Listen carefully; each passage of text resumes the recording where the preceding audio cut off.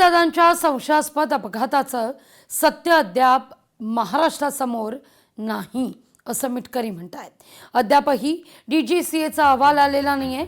आता हा न्याय जनतेत जाऊनच मिळवावा लागेल असं मिटकरींचं म्हणणं आहे। मिटकरी पोलीस महासंचालक सदानंद दाते यांच्या भेटीला पोहोचले आहेत।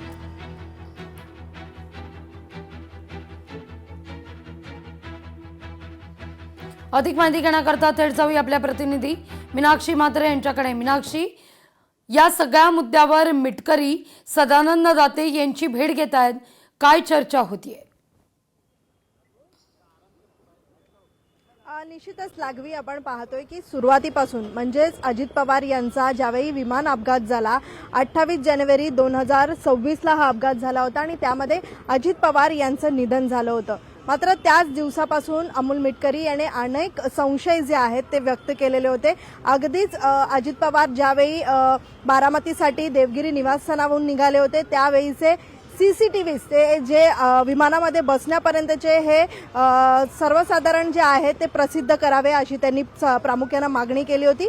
त्यानंतर विमानातला जो 6वा व्यक्ती आहे त्याचं ज्या पद्धतीत तथाकथित गायब होणं, जो संशय त्यांनी व्यक्त केला होता याविषयी देखील त्यांनी तपास करण्यात यावा अशी देखील मागणी केली होती। त्यानंतर आपण पाहतोय की बारामती इथल्या काटेवाडीमध्ये असलेल्या सहयोग सोसायटी निवासस्थानाबाहेर आणि विद्या प्रतिष्ठाना परिसरामध्ये आपण पाहिलं होतं की अघोरी पूजाचे काही फोटोज समोर आले होते आणि हे सगळे संशय व्यक्त करत असताना आज अमोल मिटकरी हे मुंबईत आलेले आहेत। मुंबईमध्ये महाराष्ट्र राज्य पोलीस महासंचालक सदानंद दाते यांची ते भेट घेत आहेत।